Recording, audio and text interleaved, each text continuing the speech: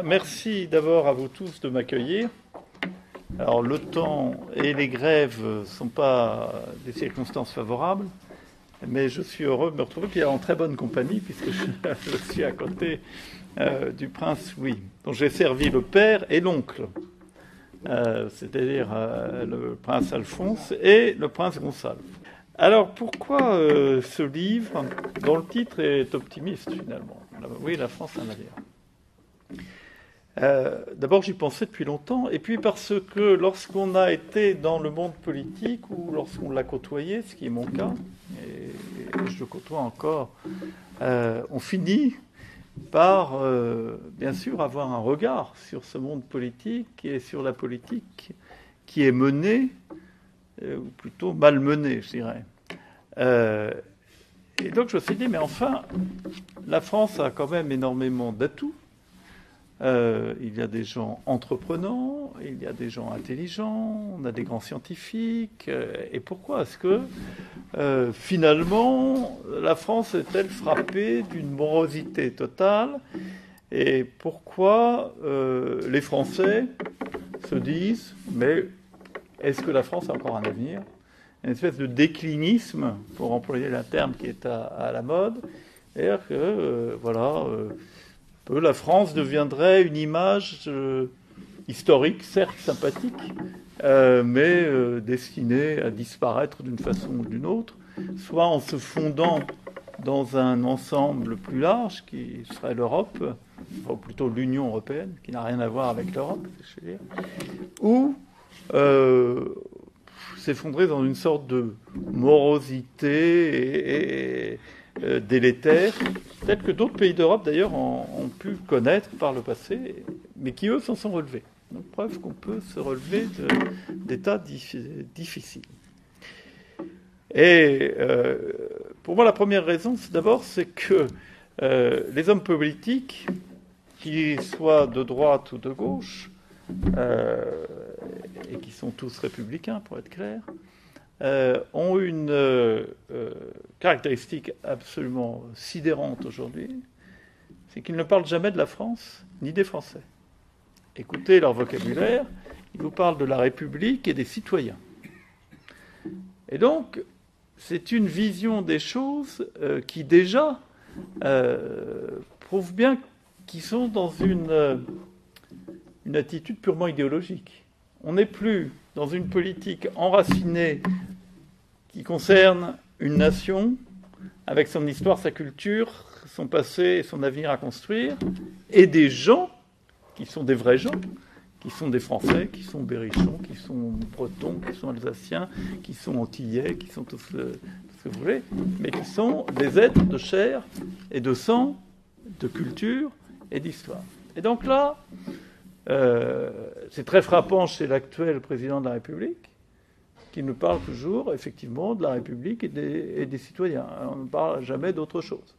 Et puis même le mot citoyen, qui est un substantif, on a fait un adjectif, alors, les attitudes citoyennes, etc., etc.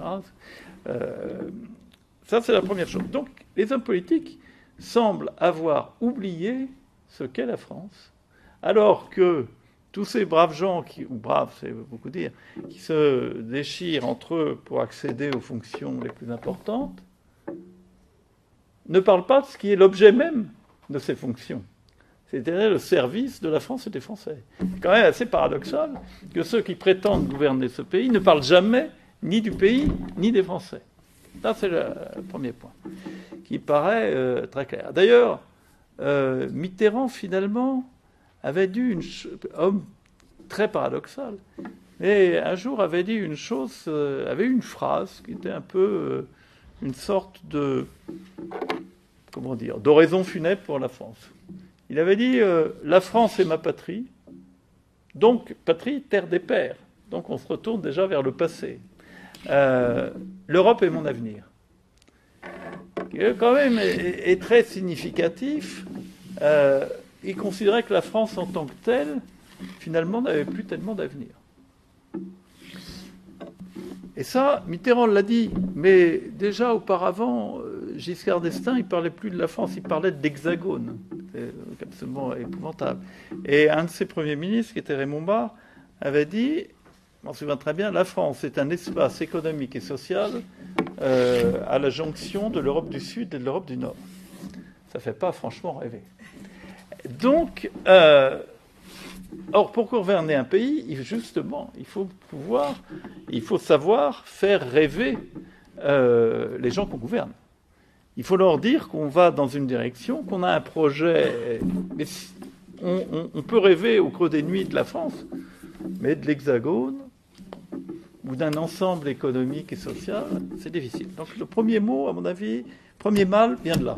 Il y en a d'autres. Le deuxième, c'est qu'ils n'ont plus conscience de ce que c'est que le bien commun. Alors à ça, il y a plusieurs raisons. La première, c'est que finalement, l'individualisme généralisé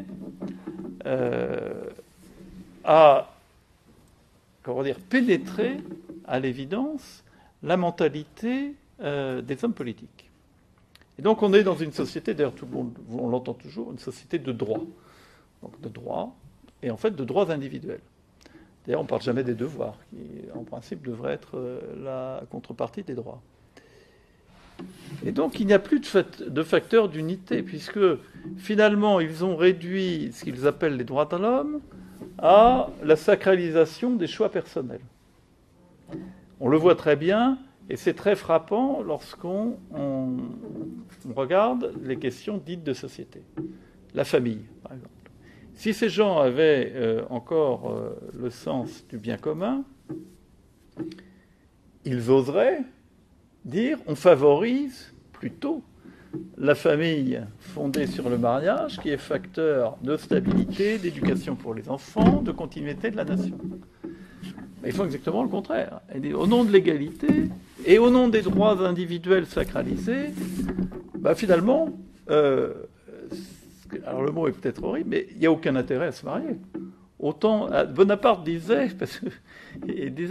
à propos des concubins, il disait les concubins ne connaissent pas la loi les ignore. Bon. Et donc, dans le Code civil, n'était connu et reconnu que le mariage. Et aujourd'hui, quand vous regardez dans la famille, que vous soyez marié, en concubinage notoire, pacsé, que vous soyez enfant naturel, enfant adultérin ou enfant légitime, c'est exactement le même régime. Et ce qui veut dire qu'en fait, ils sont incapables de dire, mais pour le bien commun, le bien supérieur de la nation, il est légitime de favoriser, ça peut être de façon légale, fiscale, tel ou tel système d'organisation de la famille. Et ça, ils n'osent pas le dire, à la fois parce qu'effectivement, pour eux, ce qu'ils appellent les droits de l'homme est la sacralisation des choix individuels, et que, d'autre part, ils n'ont même pas l'idée de ce que c'est que le bien commun. Alors, ils ne l'ont pas aussi, puisqu'ils sont dans un régime de système électoraliste et en fait commercial.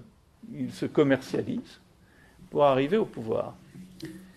Or, ce qui m'a souvent frappé en les croisant, en travaillant avec eux, c'est qu'il y a des gens fort intelligents.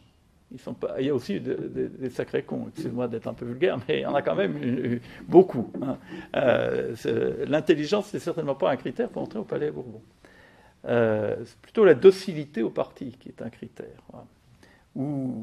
Mais ça, c'est un autre sujet. Et donc, ils poursuivent eux-mêmes une aventure qui est purement, finalement, personnelle, voire égoïste.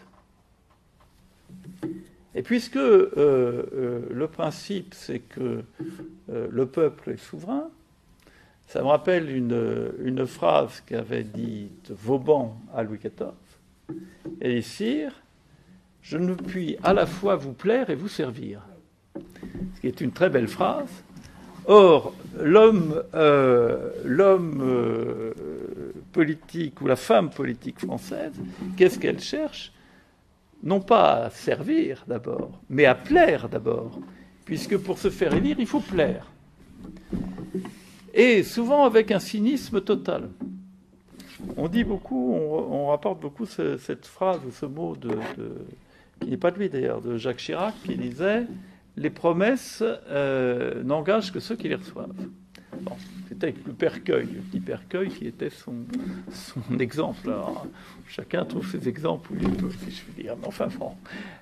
Mais là aussi, c'est quelque chose qui est tout à fait terrifiant, parce qu'il joue un jeu et il ne croit pas au jeu qu'il joue. Parce qu'en principe, et dans leur logique, il faut rentrer dans leur logique démocratique, ils s'engagent sur un programme, ils devraient s'engager à le mettre en œuvre, ou au moins essayer de le mettre en œuvre, parce que la politique est quelque chose de contingent, c'est bien évident. Or, ils n'en ont... Pour eux, c'est complètement étranger. Le programme n'est qu'un argument de vente. Comme on vend des biscuits ou du chocolat ou du vin dans un supermarché, ben eux, ils se mettent sur le marché. Ils ont une campagne publicitaire, mais ils n'ont pas vraiment l'idée que ce qu'ils ont promis ou avancé les engage en quoi que ce soit. Et donc, on voit donc que le fonctionnement même du système tel qu'il est aujourd'hui fait que ces gens n'ont pas vraiment le sens du bien commun. Ils ne poursuivent qu'une aventure individuelle et qui est très féroce, puisque, au bout du compte, que ce soit pour être sénateur, député ou ministre ou président de la République, à la fin du jour, il n'y a qu'une place. Et ils sont très nombreux à briguer cette place. Et donc, ils s'entretuent, ils s'entredéchirent avec une ardeur évidente, ce qui n'est pas non plus, et je veux dire, quelque chose qui peut entraîner à une cohésion nationale. Puisque dans le jeu, en même temps dans le jeu, il faut s'opposer pour exister. Et ça explique bien cette espèce de déliquescence de la chose politique. Et si je dis que la France a un navire, c'est que je dis qu'en fait, il suffirait de redire... il faudrait avoir la volonté de redire les choses. C'est-à-dire d'abord reparler de la France, reparler des Français, de la destinité de la France, reparler de la notion de bien commun, et ensuite expliquer que le but de la politique, c'est de gouverner et c'est pas de se faire élire. Alors qu'est-ce que j'entends par là ? C'est que l'élection est évidemment, dans notre système, un moyen absolument nécessaire pour pouvoir gouverner. Mais que lorsque vous les côtoyez, vous vous rendez compte que beaucoup des hommes politiques ont fait du moyen la fin de l'action politique. Et que c'était très net chez Chirac. Chirac aimait l'élection, et après, une fois qu'il était arrivé au pouvoir, très nettement, ça le rasait. Sauf peut-être quand il était ministre de l'Agriculture, parce qu'il aimait taper sur le cul des vaches et qu'il aimait bien le côté agricole des choses.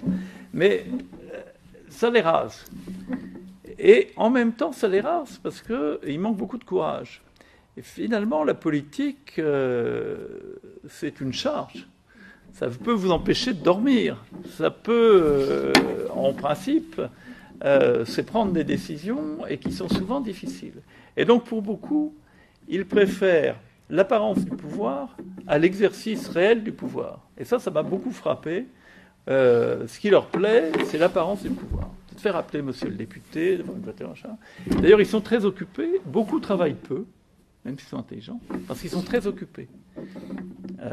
Mais être très occupé, c'est pas forcément travailler beaucoup. Dire sauter d'une inauguration à une autre, aller visiter une entreprise, puis un hôpital, puis très bien. Aller serrer des mains. Un de mes amis députés, que j'aime bien d'ailleurs, qui a des bonnes idées, bon, il est franc-maçon et républicain, mais il est nationaliste aussi, si je puis dire, c'est Jacques Miard, qui est député de Maison Lafitte. C'est un franc-mac total. Il y en a beaucoup dans notre classe politique, hélas. Il dit souvent, le succès de ma réélection, c'est que je fais le trottoir. Bon. Et ça dit tout. Alors, c'est très bien parce qu'il a plutôt des bonnes idées sur beaucoup de choses. Pas sur toutes, mais sur beaucoup de choses. Mais ça donne un peu l'idée qui pervertit le système. D'autant plus que donc, ils n'ont pas de courage. Ils n'ont pas le courage d'imposer les réformes qu'il faudrait faire et dont, en règle générale, en tout cas pour un certain nombre, ils ont tout à fait la conscience de leur nécessité, mais ils n'ont pas courage de le faire. Et ça aussi, c'est une des choses absolument frappantes. Un certain nombre d'entre eux savent très bien ce qu'il faudrait faire, mais ils ne le font pas. Anecdote que j'ai vécue, mais qui est caractéristique. C'était Jacques Chirac. L'Union européenne avait décidé de faire une réforme des chemins de fer à travers toute l'Europe, en disant, et des moyens de transport en général. Et leur idée, puisqu'ils sont plutôt assez libéraux, c'était de dire on va ouvrir le chemin de fer à la concurrence. Bon. Et donc, bien entendu, ce n'était pas la concurrence des réseaux, parce qu'on ne va pas multiplier les réseaux de chemin de fer, mais la concurrence sur les réseaux, en disant, ben voilà, sur les réseaux français pourront circuler les trains de la Deutsche Bahn ou de Veolia Transport ou de sociétés privées ou tout ce que vous voulez. Et un jour, j'étais en train de discuter de cette question-là avec M. Barrot, Feu Barrot, de l'espèce des démocrates chrétiens mous, qui me disait, ben voilà, finalement on ne pourra pas faire cette réforme, parce que Chirac m'a appelé et m'a dit, Jacques, me fous pas le bordel dans la SNCF. Voilà. Et donc, ils savent tous très bien ce qu'il faudrait faire, et ils n'osent pas le faire parce qu'ils ont peur du bordel dans la SNCF, du bordel dans l'éducation nationale, du bordel ici ou là. Et je crois que, en fait, et c'est aussi une des raisons d'espérer d'un fond, c'est qu'en fait, la population, aujourd'hui, serait, contrairement à ce qu'on pense, assez prête à des réformes fortes et à un gouvernement qui les impose avec fermeté.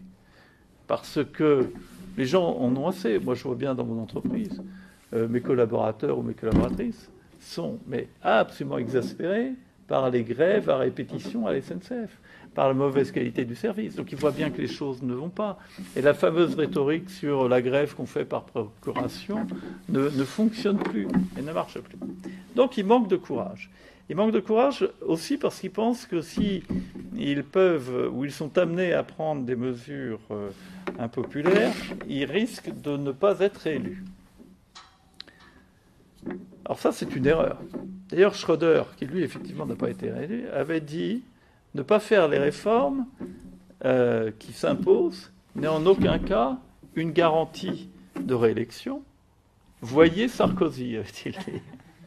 Il était assez drôle. Et lui, il les avait faites, mais il a été battu. Mais il y a eu d'autres gens qui les ont faites qui n'ont pas été battus, qui ont été réélus de nombreuses fois. C'est le cas, par exemple, de Lady Thatcher. Il faut se rappeler l'état du Royaume-Uni quand elle arrive au pouvoir. Le Royaume-Uni est gouverné par le FMI, comme la Grèce aujourd'hui. Le FMI, on a complètement oublié, mais le FMI était intervenu 3 fois pour aider le Royaume-Uni à faire ses fins de mois. Le Premier ministre travailliste, M. Callaghan, disait « Quand je me rase le matin, je me dis que si j'avais 20 ans, j'émigrerais. » Donc vous voyez, bon. Et aujourd'hui, le Royaume-Uni, alors on peut penser tout ce qu'on veut de l'égoïsme britannique, de leur cynisme, etc., toutes choses qui sont vraies. Mais ils sont devenus la 5e nation du monde, et nous, on a rétrogradé d'une place. On est en principe la 6e, mais les Britanniques sont certainement la 5e. Et Mme Thatcher, elle a gagné les élections 3 fois de suite. Et elle s'est affrontée à une grève des mineurs qui a duré plus d'1 an et demi, alors que le charbon représentait 60% de l'énergie de la Grande-Bretagne à cette époque-là. Elle s'est affrontée une guerre avec l'Argentine au Malouines. Elle a affronté le terrorisme avec l'IRA. Elle a échappé de peu à un attentat. Et elle n'a pas cédé, tout le monde dit quelle horreur, quand les gens faisaient la grève de la faim. Elle dit mais c'est pas mon affaire. S'ils veulent se suicider, alors on imagine mal un homme politique français ou une femme politique française aujourd'hui dire ça. Elle a osé le faire. Donc, pour moi, certains exemples étrangers montrent bien qu'on peut, même en démocratie, être courageux. Il se trouve qu'au Conseil économique et social européen, j'ai siégé pendant longtemps avec un Allemand qui faisait partie des jeunes fonctionnaires à l'époque qui avait entouré le chancelier Kohl au moment de la réunification. Et il m'a expliqué comment les choses s'étaient passées.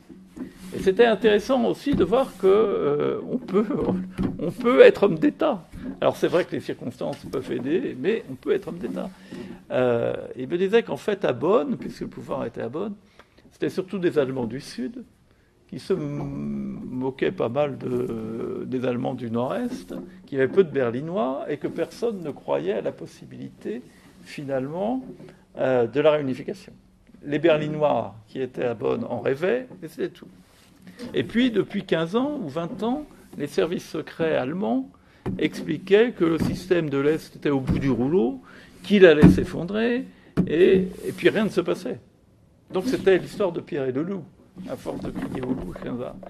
Et quand les choses ont commencé à bouger, il m'a bien expliqué que Kohl avait vu qu'il y avait une fenêtre de tir pour la réunification de l'Allemagne, et qu'il fallait le faire très vite, parce que sinon pourraient surgir des oppositions fortes. Et il y a eu d'ailleurs 2 oppositions, mais qui auraient pu s'organiser. Celle justement de Mme Thatcher et celle de Mitterrand, qui, comme François Mauriac, aimait tellement l'Allemagne qu'il en préférait plutôt 2 qu'une. Et donc, mais lui, il s'est dit, il faut que j'aille très vite, sinon ces oppositions vont se fédérer et peut-être bloquer les choses. Et donc il a été très vite, et il a fait les choses en 6 semaines. Et alors, on avait beaucoup reproché, mais ça m'a intéressé aussi d'apprendre. Mais pourquoi ça coûtait très cher à l'Allemagne et à l'Europe entière d'ailleurs, la parité du mark de l'Est et du mark de l'Ouest? Il n'y a aucune raison économique apparente, sauf que, et c'est très allemand, les Allemands ont une espèce d'attachement viscéral à leur monnaie. Les Allemands de l'Est, et ça m'avait complètement échappé, manifestaient avec des panneaux où il y avait écrit si le mark ne vient pas à nous, nous irons au mark. Et donc, Helmut Kohl s'est dit non, je ne peux pas supporter l'afflux massif à l'ouest de la population de l'Allemagne de l'Est. Donc, pour stabiliser la population de l'Allemagne de l'Est, il faut que je leur donne le mark aussi. C'est pour ça qu'il a fait cette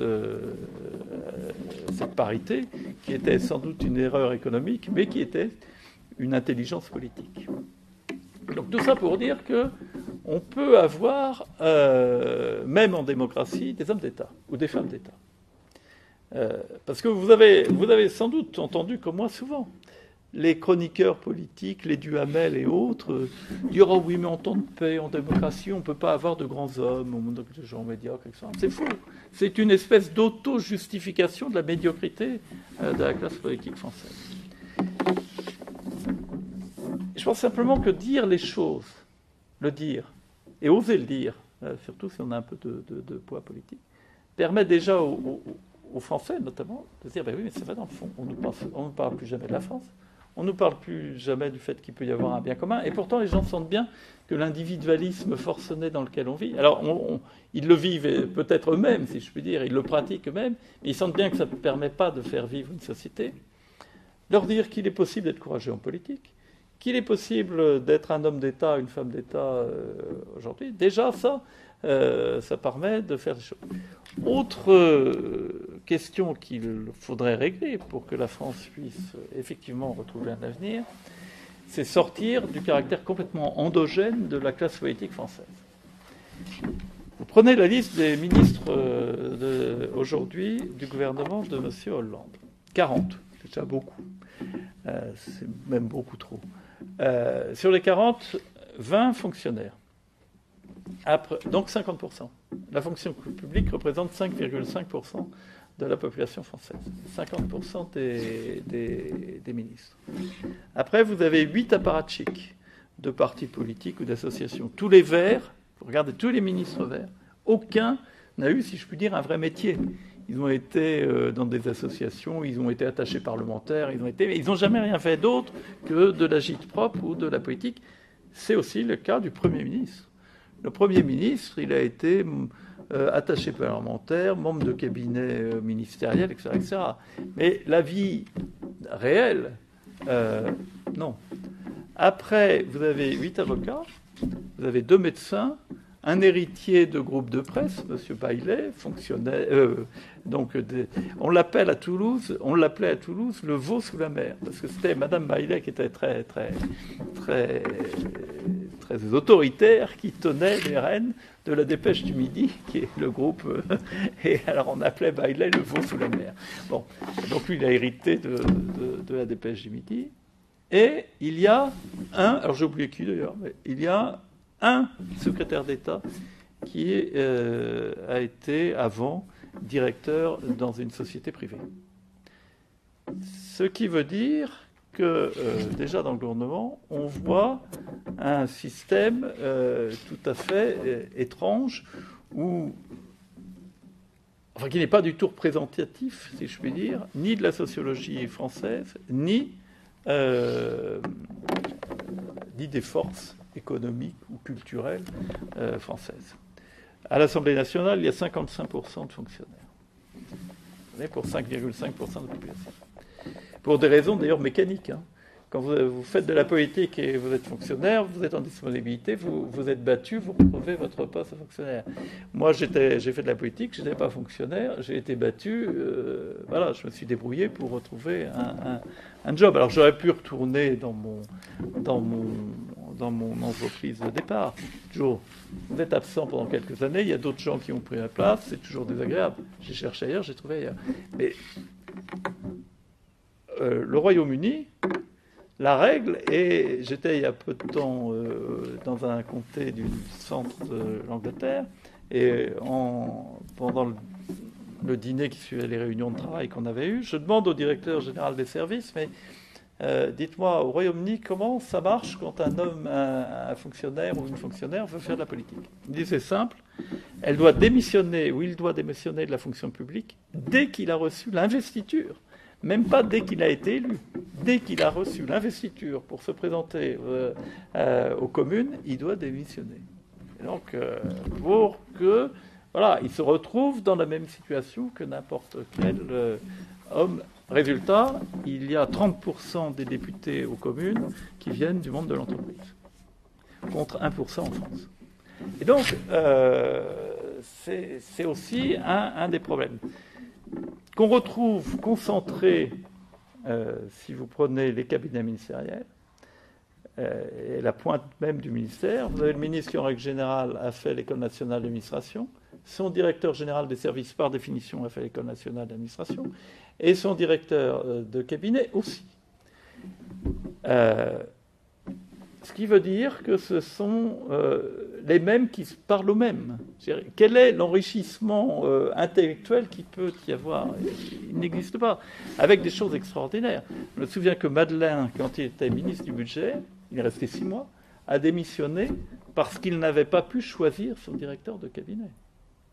Il avait proposé quelqu'un. Allez, non, monsieur. C'est le tour de monsieur Untel, de l'inspection générale des finances. Il n'a pas encore été directeur dans le cursus de sa carrière. Vous devez prendre monsieur Untel, qui est directeur. Et donc, Madeleine, qui était une forte tête, a démissionné. Bon. Et donc, on est dans ce système extrêmement endogène qui fait qu'il y a peu de renouvellement de la pensée et qui est aussi fâcheux parce que finalement, on a besoin d'une fonction publique forte, compétente, mais à mon avis, qui doit être limitée. Pour le moment, je dirais, si je prenais une image, on a une fonction publique obèse. Or, on aurait besoin d'une fonction publique qui soit agile, rapide, qui décide. Or, on a au contraire trop d'États là où il en faudrait peu, et pas assez d'États là où il en faudrait beaucoup. C'est-à-dire pour la justice, le maintien de l'ordre, l'armée, les affaires étrangères. Et je voudrais que je n'ai pas dit l'éducation, parce que pour moi, l'éducation n'est pas nécessairement ou forcément le boulot de l'État.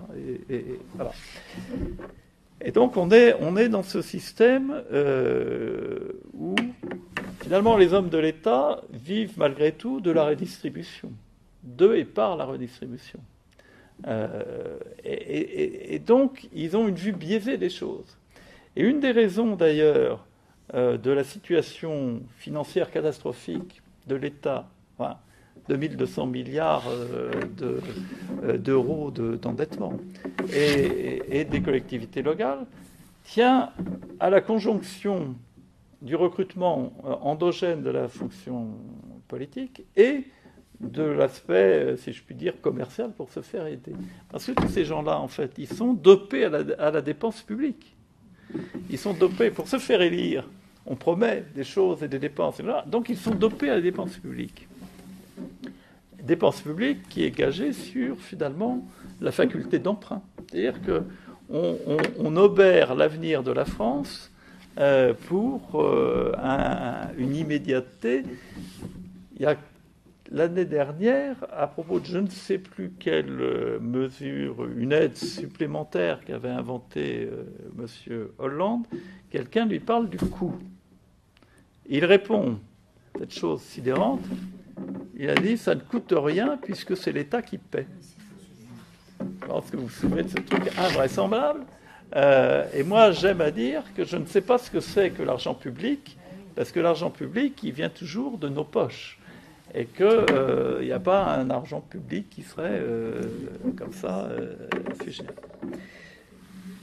Et je pense qu'une des grandes nécessités, ça serait effectivement de casser cette caractère complètement endogène et le surpoids, si je puis dire, la surreprésentation de la fonction publique dans le monde politique, en adoptant, pourquoi pas, on peut être plus cool, entre guillemets, que les Britanniques, mais le fait qu'un fonctionnaire élu à une fonction élective nationale doit démissionner de la fonction publique. Ça me paraîtrait quelque chose de tout à fait sain, finalement, ne serait-ce que pour qu'il sente dans sa chair que la politique, c'est aussi le risque. C'est aussi le risque. Parce que là, pour le moment, il y a strictement, pour beaucoup, il n'y a aucun risque. Et finalement, ceux qui prennent les risques, ou qui supportent les risques, ce sont les citoyens. Parce que quelle que soit la politique peut être désastreuse, c'est toujours, à la fin du compte, le citoyen qui est sommé de réparer les pots cassés. Et en général, de payer. Voilà. Alors ensuite, pour que la France ait un avenir, il faudrait aussi qu'on cesse d'obérer son avenir par un certain nombre de décisions, ou plutôt de non-décisions d'ailleurs, qui mettent en danger son équilibre social et sa cohérence sociale. On n'organise pas une société sur ses marges. On l'organise, la société, ce qui ne veut pas dire que ce qui est à la marge doit être persécuté ou discriminé, pour reprendre le terme d'art, mais une société s'organise sur un noyau central le plus large possible. Or, vous remarquez qu'aujourd'hui, la loi est faite non pas pour ce qu'on appelle aujourd'hui, ce qu'on appelait autrefois la majorité silencieuse, mais on se préoccupe des marges, c'est-à-dire je sais pas, les émigrés, les homosexuels, à chaque fois par petits groupes.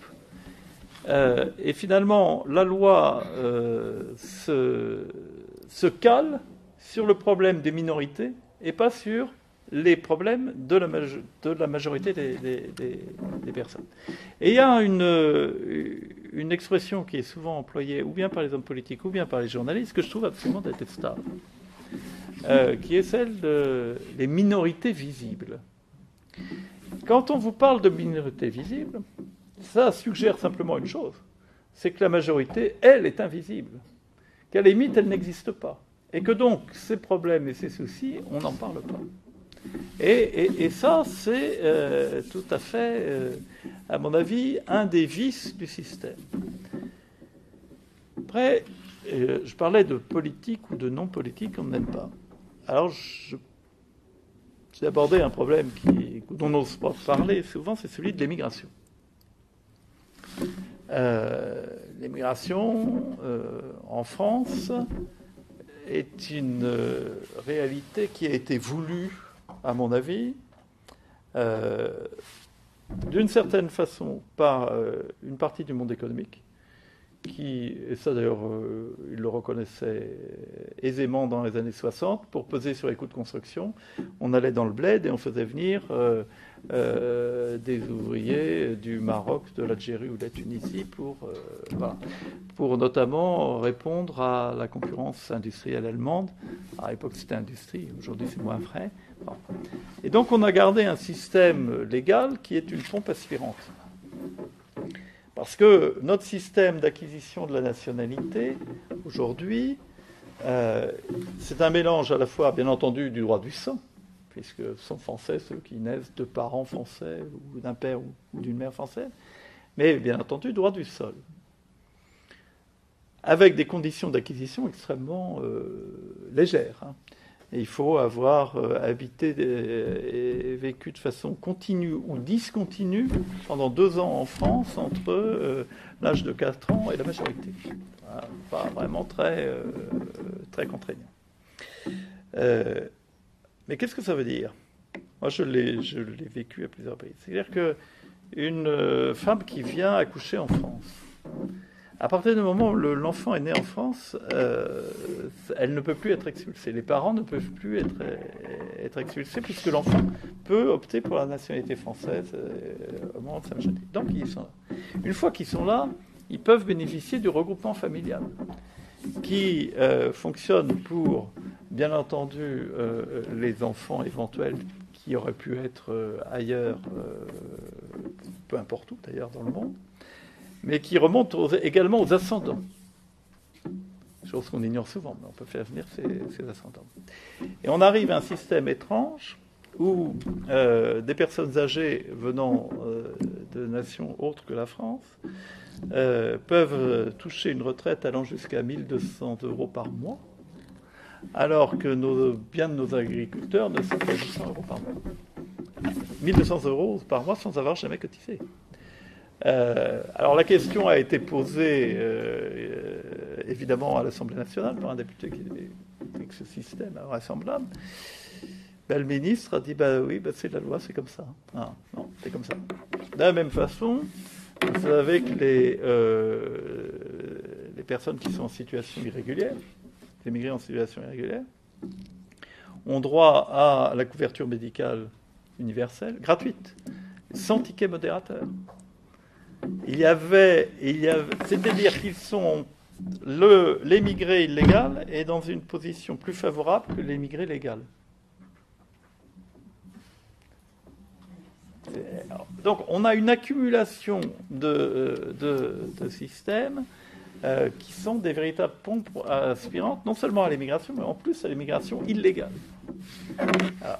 C'est donc du délire. Alors, il faudrait pouvoir, une fois pour toutes, dire que le droit du sol n'est en aucun cas... Les lois en matière d'acquisition de la nationalité et d'immigration sont des lois contingentes. Il peut y avoir des moments, effectivement, dans l'histoire d'un peuple, où on peut avoir besoin, pour une raison ou pour une autre. Ça a été le cas de la France au XIXe siècle, après les saignées des guerres de la Révolution et de l'Empire. Et puis, les conséquences du Code civil, où dans une France rurale, les agriculteurs n'avaient plus beaucoup d'enfants. Comme il n'y avait plus le droit d'aînesse, ça aurait divisé ad infinitum les terres. Et donc, la fin du XIXe siècle, la France était dans une situation démographique calamiteuse. Donc sont venus effectivement des Italiens, des Polonais, des Belges, qui sont venus travailler en France, qui sont devenus français. Bon. On peut avoir besoin d'immigration par certains moments, mais c'est purement contingent. Or aujourd'hui, vous voyez bien que dans le discours, le droit du sol est présenté par les gens de gauche comme quelque chose qui fait partie des valeurs de la République. Comme disait Madame Le Pen il y a peu de temps, Madame Maréchal Le Pen, Marion Maréchal Le Pen, et je commence à en avoir ras-le-bol, je crois que c'est le terme qu'elle a employé, des valeurs de la République. Bon. Et donc là, je crois qu'aussi, on voit bien d'ailleurs que cette émigration, ni contrôlée, ni contingentée, ni choisie, arrivent à des catastrophes dans toutes nos banlieues. Il faut être très clair. Moi, mon métier aujourd'hui, c'est de diriger un groupe qui fait du logement social à travers toute la France. C'est-à-dire que par définition, le logement social, c'est un peu comme l'école dans une certaine mesure. C'est la pointe émergée de l'iceberg de toutes les difficultés sociales et sociétales de la France. On est en train de créer les conditions, à la limite presque de guerre civile ou de conflit civique très très très très difficiles et qui pourraient être sanglants. Alors il y a des choses qui peuvent être cocasses et d'autres qui ne le sont pas du tout. Alors je vous donnais un exemple de la cocasserie des choses, mais qui utilise aussi beaucoup de... J'ai l'habitude, au bout de 2 ans, d'aller voir les immeubles qui ont été construits pour voir comment ça vit, bien sûr. Et donc, je vais dans le 19e arrondissement, voir rue de la Campagne, ça s'appelle, ce truc, peu importe. Je vais voir le gardien et je lui dis comment vit l'immeuble. Aujourd'hui, il faut savoir que le logement social, en matière de qualité, est souvent supérieur au logement privé. Parce qu'il est tellement subventionné qu'on peut se permettre des choses que le promoteur privé qui travaille en vendant ses immeubles, parfois a une qualité moindre.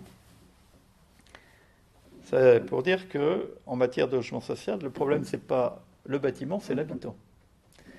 Et donc, je vais voir le gardien et il me dit « Ah, ben, j'ai des problèmes d'infiltration d'eau. » Alors, je dis, vous avez prévenu le service technique, il faut faire jouer la décennale. Non, c'est pas ça.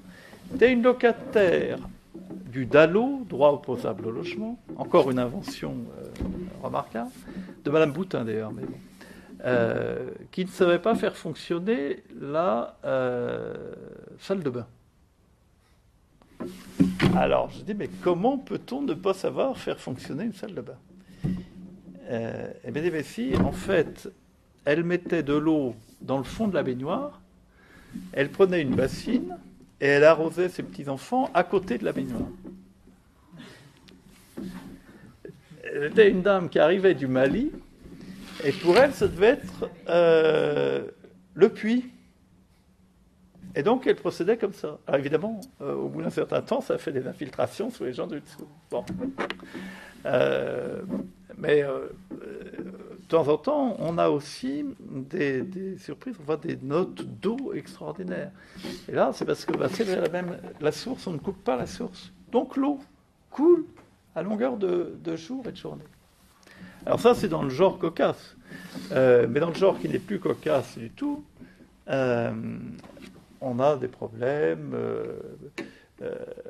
Un exemple, il y a peu de temps, on vient me voir, on me dit, mais monsieur, est-ce que vous êtes d'accord pour procéder à l'expulsion d'une famille quel sujet? Alors il y a un peu d'impayé, me dit-on, enfin qui n'était pas si faible que ça. Il y a un impayé, là aussi. Il faut savoir que dans le logement social, c'est l'État qui paie les loyers, hein, c'est l'aide personnalisée au logement. Le reste à payer. Donc le seul problème, c'est les fluides, c'est l'électricité, gaz et eau. Mais les loyers, ils sont payés. Ce qui est un système quand même un peu particulier, complètement déresponsabilisant. Et je dis, bon, alors voilà, très bien. Mais on me dit, mais non, c'est pas le vrai problème. Le vrai problème, je dis, mais qui sont les locataires? Ils sont des parents maliens. Et ils travaillent? Non, ni l'un ni l'autre. Ils vivent des minima sociaux. Bon. Et les enfants, justement, c'est ça le problème. Les garçons prostituent des filles dans les caves de l'immeuble. Et utilisent aussi les box pour y mettre le fruit de leur larcin, faire du recel ou cacher la drogue. Cacher la drogue, c'était aussi la cause de pas mal d'accidents dans les ascenseurs, parce qu'ils bloquaient les systèmes d'ascenseurs et cachaient leur drogue là-dedans. Et donc l'ascenseur ne marchait plus, et puis il est arrivé que les portes s'ouvrent quand même et que les gens tombent dans le puits de l'ascenseur. Bon. Et donc là, on voit bien que ce système est complètement pervers, qu'on fait venir des gens sans qualification, qui ne travaillent pas, qui vivent des minima sociaux, et dont les enfants sont dans une... Donc on arrive maintenant à des générations où... la troisième génération, qui ne travaille pas, qui n'a pas vu travailler la deuxième génération, et qui, peut-être, la première, elle, a effectivement au début travaillé. Mais on a 2 générations où ils n'ont jamais travaillé, et ils n'ont vécu que des aides sociales. De surcroît, s'ajoute le problème culturel. On n'a pas le droit de le dire. On dit toujours, oui, c'était très difficile pour les Italiens et les Polonais, les Rital, les Polacs, ça s'est très mal passé, etc. Alors, ça n'a pas toujours été facile, ça, c'est clair. Enfin, le démographe Dupaquier, qui était au Collège de France, avait fait une étude que j'avais trouvée extrêmement intéressante. Il avait dit que les critères d'intégration, il les mesurait au taux de nuptialité à la deuxième génération, entre les enfants d'émigrés et les Français ou les Françaises. Et il avait pris 3 populations qu'il avait comparées. Les Italiens du début du siècle, avant 14, les Algériens des années 50-60 et les Turcs des années 80. Mais pour les Italiens, 75% des filles épousaient un Français, 70% des garçons épousaient une Française. Alors, il y a un peu moins que les garçons. Je me suis dit, c'est parce que la maman avait dit, ah, il y a la petite Angelica au village là-bas, c'est elle qu'il faut épouser. Bon. Les Algériens ont tombé à 5% et les Turcs à 1%. Parce que les Turcs, c'est les pires. Il faut savoir que c'est les moins ouverts à toute mixité. Et les horribles faits divers qu'on entend de jeunes filles brûlées vives ou tuées, etc., c'est principalement les Turcs et accessoirement les Marocains. Donc, voilà. Donc là, il faut oser dire les choses. C'est que l'émigration doit être régulée, qu'elle doit être choisie, qu'on doit répondre à des critères. Au Canada, c'est très clair. Les Canadiens, chaque année, regardent, on a besoin de gens de telle ou telle compétence et on ouvre ou on n'ouvre pas les quotas en fonction des compétences. Le Canada ne me semble pas être une dictature fasciste épouvantable. Je ne vois pas pourquoi nos hommes d'État n'ont pas aussi, en tout cas nos hommes politiques, ces hommes d'État n'ont pas forcément, pas le courage de le dire. S'ajoute à ça le problème spécifique à la France, mais pas simplement à la France, de l'islam. Personne n'ose traiter réellement cette question-là. Je crois fondamentalement que beaucoup de nos francs-maçons qui nous gouvernent ont une telle haine du catholicisme en particulier, du christianisme en général, du catholicisme en particulier, qu'ils préfèrent le turban à la tiare. Ça, pour moi, c'est évident de les voir. Là, ils préfèrent le turban à la tiare, ça c'est très clair. La difficulté de l'islam, on la connaît, c'est que l'islam ne fait pas la distinction entre le temporel et le spirituel. Non. Que les prédications de Mahomet, d'ailleurs, qui ont été rédigées un siècle et demi après, se contredisent les unes les autres, et que chacun peut y trouver tout ce qu'il veut. Mais je vais être politiquement incorrect. Si on veut faire l'imitation de Jésus-Christ, bon, on voit ce que ça peut donner. C'est Saint François d'Assise, Saint Vincent de Paul, Mère Teresa de Calcutta. Si on veut faire l'imitation de Mahomet, les gars de Daesh, c'est parfaitement dans l'imitation de Mahomet. Hein. Il a massacré tous les juifs de Médine, il a massacré, c'était un chef de guerre, un pillard. Et je vous recommande de lire le Coran, c'est très pénible à faire. C'est une pénible. Oh, je trouve que c'est très pénible. C'est assez. C'est un code. Oui. Ah oui, c'est bien ça, c'est bien ça. Il faut tuer les infidèles. Ah ben tout à fait, il faut tuer les infidèles. Il faut les préserver. Oui, au début, il y a une sourate qui dit, un verset d'une sourate, dans la première sourate qui dit, en matière de religion, point de contrainte.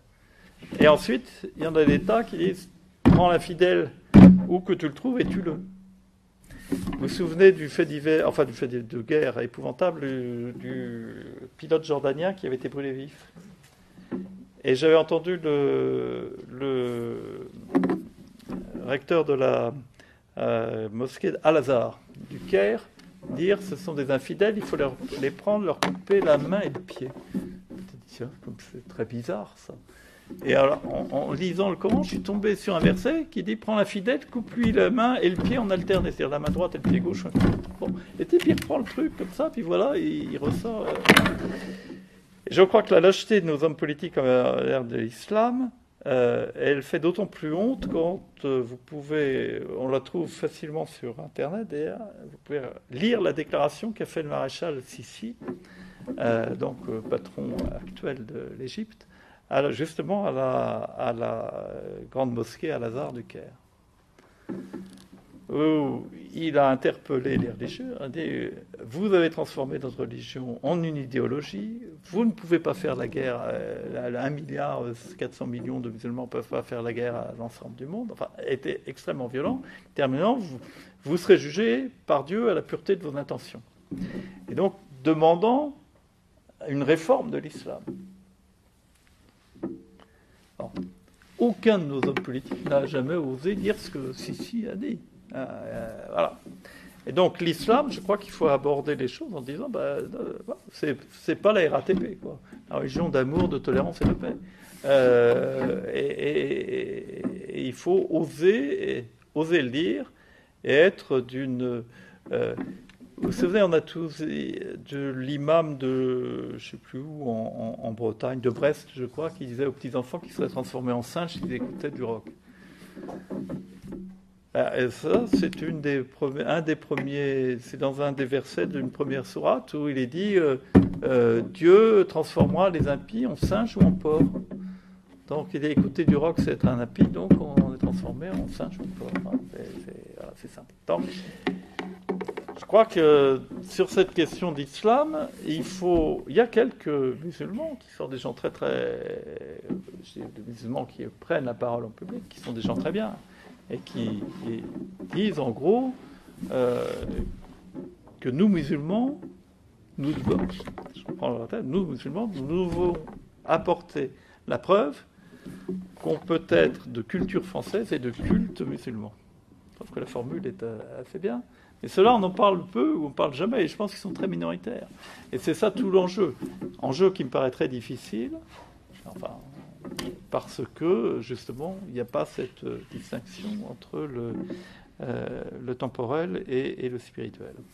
Puis alors, je terminerai, parce que j'ai beaucoup parlé, pour dire que aussi tout ce qui empêche la France de se reformer, de prendre son destin en main, il faudra que je vous parle de l'Europe aussi. Mais c'est aussi la pesanteur de la pensée politiquement correcte sur ce pays, qui est quelque chose d'à peu près sidérant. Et en fait, ce qui caractérise cette pensée politiquement correcte, c'est qu'elle refuse la réalité. Donc on ne peut même pas nommer le réel. On ne peut pas nommer ce qui est. Dire c'est vrai pour l'islam, c'est vrai pour l'immigration, c'est vrai pour le syndicalisme en France, qui, vous savez, est complètement minoritaire. C'est-à-dire qu'en France, il y a 7% des salariés sont syndicalisés, et sur ces 7%, 60% sont de la fonction publique.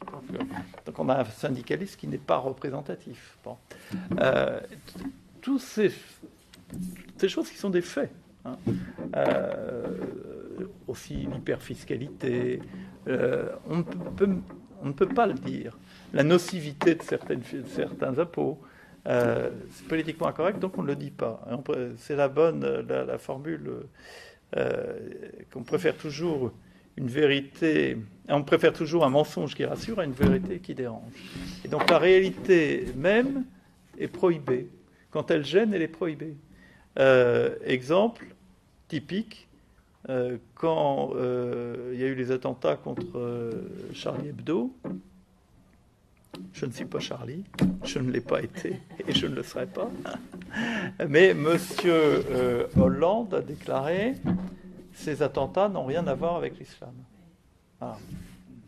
Et donc c'est un des exemples caractéristiques de ce refus de voir la réalité des choses, et c'est la caractéristique propre de cette pensée politiquement correcte, mais qui fait peur aux hommes politiques. On le voit pour l'islam, on le voit sur les questions européennes qu'on ne peut pas aborder de façon sereine. Ah, vous êtes pour ou contre l'Europe? C'est pas le problème de savoir si on est pour ou contre l'Europe. Savoir est-ce que la construction européenne telle qu'on nous la propose aujourd'hui fonctionne, ou est-ce qu'elle ne fonctionne pas, ou est-ce qu'elle fonctionne mal? Bon, bah, je pense qu'elle fonctionne mal. Alors, ça fait 15 ans que je suis dans le système. Elle fonctionne mal parce qu'il y a beaucoup trop d'Europe là où il en faudrait peu, et il n'y a pas d'Europe là où il en faudrait beaucoup. C'est-à-dire quand il n'y a pas de politique de la défense, c'est les États-Unis qui la font. 60% de l'effort de défense des pays de l'Union européenne, c'est la France et le Royaume-Uni. Donc, sur 26 États membres, il y en a 2 qui font 60% de l'effort. Ça peut être d'ailleurs très dangereux, parce que les États-Unis ont eu des périodes d'isolationnisme. Demain, peut-être que les Américains, si c'est M. Trump, par exemple, qui a dit « mon souci, c'est l'Amérique », il a raison d'ailleurs, son boulot, c'est l'Amérique. Alors tous les gens politiquement corrects qui sont en fait des internationalistes, crypto-marxistes, ont poussé du hurlement. C'est un scandale que le candidat à la présidence des États-Unis d'Amérique dise que son premier souci, c'est l'Amérique. Ça paraît quand même le moindre des choses qu'on peut lui demander. Bon. Mais Trump, à mon avis, s'il pense que le problème, c'est plutôt vers la Chine et le Pacifique que vers la Russie, et du jour au lendemain, il peut dire l'OTAN s'en va. D'ailleurs, ils l'ont fait plus ou moins. Ils étaient assez présents en Amérique du Sud. Ils sont beaucoup retirés de l'Amérique du Sud. Donc, cette pensée politiquement correcte, qui en plus repose la plupart du temps sur des mensonges et des fantasmes. Mensonges sur ce qu'a été le marxisme. On se pose aussi des questions. Pourquoi l'espèce de complaisance extraordinaire de la France à l'égard du communisme? Même les hommes de droite, je me souviens de m'être fait engueuler, parce que j'avais dit je ne sais quoi sur les communistes. Et il y avait il y avait un journaliste qui était monté sur ses grands chevaux, dit qu'on n'a pas le droit de dire ça, etc. J'avais dû dire demandez aux gens des pays de l'Est ce qu'ils pensent des communistes. Et c'était Duhamel. Il vient me voir après et il me dit vous comprenez, vous ne pouvez pas dire ça. Je dis pourquoi je ne peux pas dire ça? Oui, mais les communistes dans la résistance. Je veux dire, les communistes dans la résistance, c'est à partir de juin 1941, et on peut se poser la question de savoir s'ils ont été des patriotes soviétiques ou des patriotes français. Et probablement plus des patriotes soviétiques, puisqu'ils sont entrés en résistance que lorsque l'Union soviétique a été... Bon, le bilan, etc. Et quand on cherche... Tout ça, c'est des fausses explications. Pour moi, la vraie explication, c'est que si on condamne la révolution bolchevique, et tout ce qui a suivi Mao et compagnie, d'une certaine façon, c'est la Révolution française qu'on condamne. Car la matrice de tout, c'est la Révolution française. Et pour moi, la matrice, c'est évident. D'ailleurs, quand Lénine est arrivé à Saint-Pétersbourg, dans le fameux wagon plombé aimablement mis à sa disposition par le Kaiser, qu'est-ce qu'on a joué comme musique quand il est arrivé? La Marseillaise. La première chose qu'il a faite quand il a pris le pouvoir après la Révolution d'octobre, c'est qu'il a promulgué les décrets de terreur rouge en disant que c'était en hommage à la terreur robespierriste. Et il a fait aussitôt massacrer 70 000 personnes qui étaient prisonniers des bolcheviks. Bon. Et donc, à l'évidence, la Révolution française est la matrice de toutes celles qui ont suffi, notamment de la bolchevique et de ses filles. Et donc, condamner la Révolution bolchevique et ses conséquences, c'est condamner la Révolution française. D'ailleurs, dans les années du Fonds populaire, le président à l'époque de la Ligue des droits de l'homme, qui était un bon socialiste, avait protesté parce qu'il y avait quand même quelques bruits qui venaient sur la façon dont Staline, qui ne faisait que continuer Lénine d'ailleurs, traitait les peuples de l'Empire russe. Il avait dit, mais enfin, il ne faut pas le faire. Regardez la Révolution française, elle aussi, elle a massacré beaucoup d'innocents. Voilà. Et donc, si l'espèce de complaisance que le monde politique et médiatique a pour le système marxiste ou crypto-marxiste et les révolutions bolcheviques La vraie raison, c'est pas ce qu'on dit toujours l'action dans la résistance, c'est que si on condamne la révolution bolchevique, on condamne la révolution française, qui est la matrice de tout, et qui est aussi la matrice des problèmes et des souffrances de la France actuelle, notamment parce que en coupant la tête du roi, alors c'était une image, mais on a divisé la France de toute façon, mais surtout on a coupé avec une tradition qui faisait que le pouvoir était quelque chose de charnel et d'enraciné. Et on est passé d'une conception du pouvoir pragmatique, charnel et enraciné à une conception du pouvoir purement idéologique. Et aujourd'hui, c'est ce qu'on vit en plein. Il y a une espèce d'accélération des choses et on le voit très très bien. On coupe la tête du roi et on coupe toute transcendance du pouvoir suprême, du pouvoir. Ça, c'était la première étape. La deuxième étape, c'était la séparation de l'Église et de l'État. Et la Troisième République, où on a coupé tout ce qui était administration, si je puis dire, les structures de l'État de toute transcendance. Et la troisième étape, c'est mai 68, où on coupe la société de toute transcendance, pour arriver à la société dans laquelle on est aujourd'hui, c'est-à-dire société sans repères, sans valeurs. Ces valeurs de la République n'en sont pas, bien entendu, et sans avenir. Donc, pour pouvoir redonner un avenir à la France, puis je vais arrêter là, il faut qu'on redonne et que les hommes politiques retrouvent le sens, 1, de la France et des Français, 2, du bien commun, 3, de la liberté de penser, c'est-à-dire se libérer de cette pensée politiquement correcte crypto-marxiste, le sens du courage et le sens des réalités. Car le pouvoir, c'est l'art de la réalité et non pas de l'idéologie. Or, on est gouverné de façon idéologique et le gouvernement par l'idéologie amène à la catastrophe. C'est vrai sur le plan économique, c'est vrai sur le plan sociétal. Je vais vous donner une dernière anecdote, puis après je vais arrêter, je pense au problème sociétal. Le problème économique, l'idéologie, c'est typique, l'impôt sur la fortune, dont tout le monde sait qu'il est absolument nocif pour l'économie, pour le maintien de la richesse en France, etc. Mais non, idéologiquement, tout le monde sait qu'il est néfaste, on le garde vrai. Et sur l'idéologie en matière sociétale, il y avait au Parlement européen un intergroupe des gays et des lesbiennes. Un jour, une de mes collègues me dit « Je voudrais y aller, mais je n'ai pas envie d'y aller toute seule. Est-ce que vous pouvez m'accompagner ?» Ok, j'y vais. Nous y allons. La présidente était Madame Claudia Roth, verte allemande, qui étant verte se teignait les cheveux en vert, ce qui était du plus charmant effet. Et je me souviens très bien que cette éminente collègue dit à un moment « Nous voulons pouvoir faire comme tout le monde, nous marier et avoir des enfants. » Et donc moi, je lui dis, ma chère collègue, épouser un homme, ça sera plus facile. Bon. Ça a été un ourvari incroyable. Et bien entendu, j'ai été traité de fasciste. C'était normal. C'est l'accusation ultime. Et cette brave dame m'a dit, je ne parlerai pas tant que le fasciste sera dans la salle. Bon. Elle a hurlement. Donc je suis sorti. Et finalement,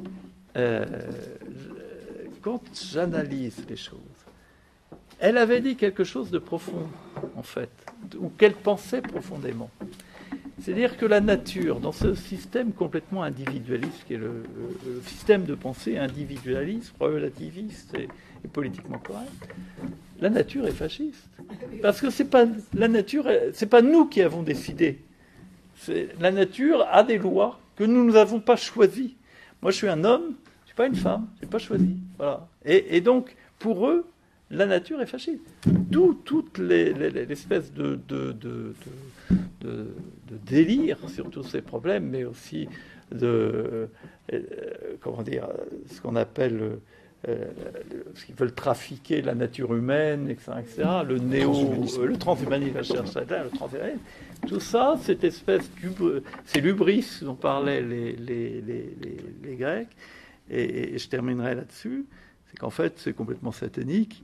C'est l'histoire de Satan qui dit à Adam et Ève, vous serez comme des dieux. Et je crois qu'au fond, l'idéologie dominante aujourd'hui, c'est un peu ça. Vous serez comme des dieux. Vous ne serez plus ni homme ni femme. On va tout transformer, on va tout refaire. Et la création était mauvaise. Et nous, les hommes, éclairés par la raison, la Révolution française et le reste, on va recréer un monde qui sera un monde, le meilleur des mondes, avec les lendemains qui chantent, dont on sait qu'ils déchantent toujours.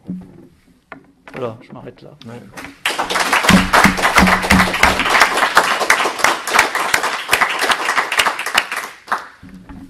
Alors avant d'acheter le livre de M. Louveteau pour une dédicace, est-ce que vous avez des questions? Vous nous avez parlé, vous avez dit que la France avait un avenir, et comme nous connaissons votre sensibilité, qui est la nôtre, j'aimerais savoir votre réflexion sur l'avenir royal de la France.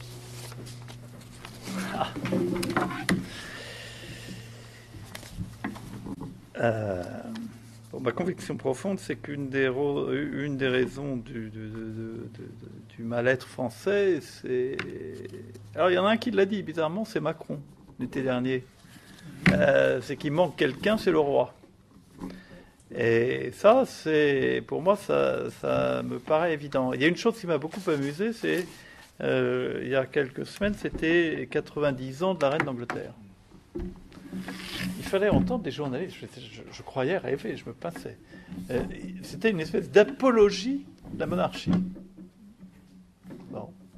Et donc, alors c'est vrai que, à cause des monarchistes, dans les années 1870, la République s'est instaurée en France et qu'elle a eu le temps de, quand même, beaucoup pervertir les esprits. Néanmoins, je crois que profondément, je pense que le peuple français est tout à fait prêt à accepter une monarchie. Alors, si on le présente aujourd'hui comme ça, et surtout si on le présente sur un système électoral, ça ne marchera jamais. Les événements, je l'espère, un jour permettront d'y revenir. Alors, le seul problème, c'est, pour être réaliste, il faut un roi à proposer. Nous, on en a un. Il est peut-être pas assez connu, et puis il y a une confusion, parce qu'il y a toujours cette malheureuse confusion entre les Orléans et les autres, et nous, qui fait que pour les Français, les choses ne sont pas claires. Mais personnellement, moi je crois à l'avenir royal. Ce qui me frappe quand même, justement, dans l'Union européenne, c'est que la plupart des États de l'Union européenne qui ont gardé une identité forte, une volonté d'indépendance forte, la plupart sont les monarchies. C'est le Royaume-Uni, c'est le Danemark, c'est les Pays-Bas, aussi bizarre que ça puisse paraître, ils sont venus à ça. Dans une certaine mesure, alors je ne suis pas du tout un admirateur de la Suède, mais la Suède aussi, puisque la Suède a refusé l'euro. Hein, donc, non. Et ça, c'est très frappant. Moi, j'étais il y a 10 jours au Danemark. Ce qui m'a frappé, c'est... Alors d'abord, il y a le portrait de la reine partout. Il y a des drapeaux danois partout. Pas un seul drapeau. J'ai pas vu un seul drapeau dit européen. Pas un seul. C'est la même chose au Royaume-Uni, d'ailleurs. C'est la même chose au Royaume-Uni.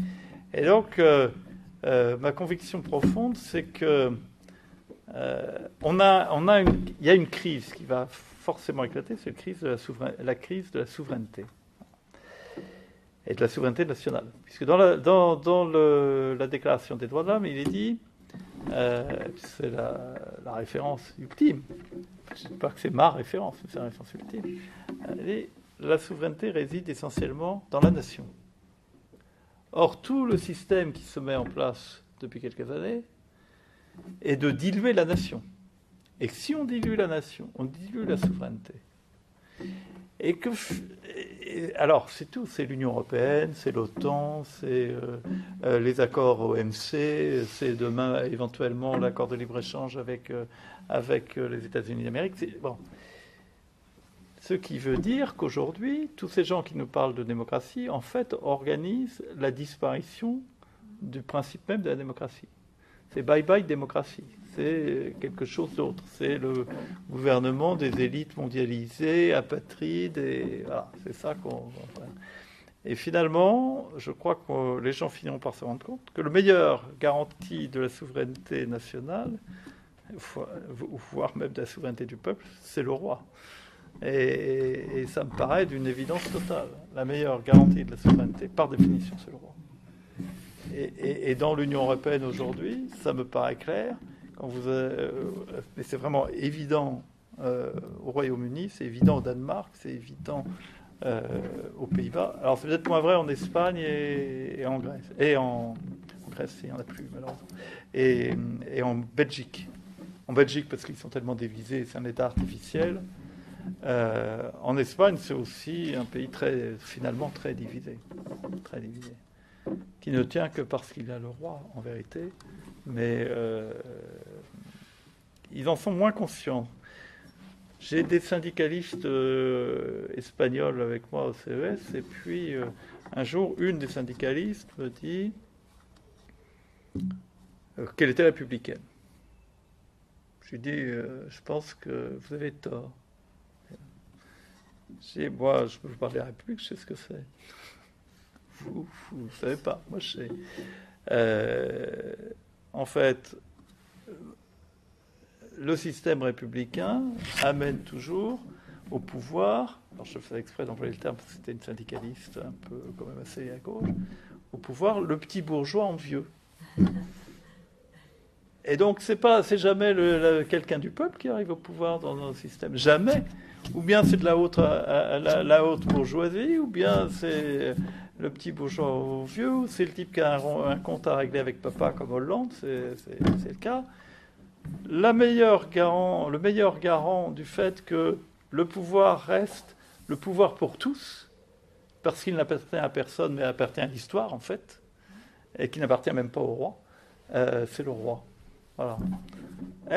Je ne sais pas si j'ai convaincu, mais restez un peu... Elle était surprise. Je pense que tout le monde est convaincu. Alors juste une petite question très très rapide, parce qu'on a beaucoup dépassé le temps de parole. Je commence par dire que j'ai beaucoup apprécié la rigueur et la clarté de votre démonstration, que sincèrement j'ai trouvé très bonne. Cela étant, c'est un discours républicain. C'est-à-dire que vous avez énoncé un certain nombre de réformes que finalement un républicain intelligent pourrait prendre en charge. C'est un petit peu ce que vous avez dit. Il faut que nous, royalistes, nous réfléchissions et nous définissions une identité et un discours qui nous démarque. Donc nous avons besoin de chercher des clivages, quelque chose qui dit que nous sommes en rupture totale, puisque nous sommes en rupture totale. Alors, je vais vous en proposer un qui est peut-être discutable, mais ça m'est venu à l'esprit parce que, pour vous dire ma source, je vais me rendre à Béziers dans 2 semaines. Ouais, j'ai étudié le programme, et entre autres, je vais aller à l'atelier concernant l'Europe. Quel est le titre de cet atelier concernant l'Europe? Je vous le dis de mémoire, c'est la France toute seule ou une Europe forte. Enfin, en gros, c'est ça. Bon. À partir de ce moment-là, la question est tranchée. Tous les gens disent, évidemment, on ne peut pas rester tout seul, etc., etc. La vraie alternative, et je termine là-dessus, c'est que on doit choisir, en géopolitique, je veux dire, j'enfonce des portes ouvertes, entre l'alliance avec les États-Unis et l'alliance avec la Russie. Bien sûr. C'est-à-dire que c'est la doctrine de Mackinder que vous connaissez certainement. Et donc, si on ne veut pas, si on sait que rester allié avec l'Amérique, c'est s'entraîner dans la quarantaine de guerres que les États-Unis ont organisées depuis 1945 jusqu'à aujourd'hui, alors que la Russie est pacifique, donc effectivement, l'alternative à l'Union européenne, c'est la confédération eurasiatique. Donc, c'est un exemple, dans mon sens, il est discutable, que les royalistes seraient sans doute les seuls. Pourquoi? Parce que j'ai beaucoup apprécié une conférence d'Yvan Blot sur la Russie, et effectivement, il a démontré que le meilleur défenseur de la chrétienté dans le monde aujourd'hui, c'est Poutine. Donc, quelque part, nous qui sommes chrétiens, qui sommes pour un pouvoir chrétien, donc il y a aussi un lien, donc il y a une logique. Et donc, peut-être que ce clivage-là pourrait être un des 2 ou 3 clivages, il n'en faut pas beaucoup, les chefs d'entreprise, quand ils définissent une politique, ils ne vont pas au-delà de 3 objectifs. Parce que ça fait déjà beaucoup pour que tous les salariés suivent. Donc on doit définir entre 1 et 3 objectifs qui caractérisent une identité en termes de rupture. C'est fini. Oui, mais ça, bon, sur votre analyse géopolitique, je suis tout à fait d'accord. Aujourd'hui, c'est simple, on nous met devant le choix, et l'Union européenne est complètement attentiste, hein, c'est très clair. Le lobby américain est extrêmement fort à la Commission européenne. Ils sont complètement vendus aux États-Unis d'Amérique, mais à un point incroyable. Puisqu'on peut même le traité de libre-échange avec les États-Unis, on peut le voir, c'est extraordinaire. Si on demande à aller consulter les actes qui sont discutés, c'est dans et même pour les députés, hein, c'est dans une pièce sécurisée. Ils doivent déposer leur téléphone parce qu'il faut prendre aucune photo, quoi que ce soit, aucune copie n'est disponible. C'est quelque chose d'extraordinaire. Tout ça est fait dans le secret le plus total, et tout ça est fait dans le plus grand intérêt de l'Amérique, même de façon très factuelle. Les États-Unis d'Amérique ont une énergie 50% moins chère que la nôtre. Bon, ce qui fait déjà que beaucoup d'industries très intensives en matière d'énergie, comme la chimie ou l'aluminium par exemple, ou les pneus, se délocalisent aux États-Unis d'Amérique. Voilà. Deuxièmement, ils ont des normes sociales et fiscales infiniment plus souples que les nôtres. Donc on voit déjà, on arrive dans une discussion et pour finir, avec le cynisme habituel des Américains, qu'ils ont hérité des Anglais, ils ont dit oui, on négocie ce traité, mais on ne remet pas en cause notre Buy American Act, qui leur permet de réserver certaines de protéger certaines de leurs productions. Et les Européens, bêtement, ils ont c'est complètement ciblé. Une entreprise pourrait entraîner au tribunal un État. Ah oui, bien sûr. Et gagner contre un État. En disant que la loi de l'État est nocive pour ses affaires, en gros. Bon.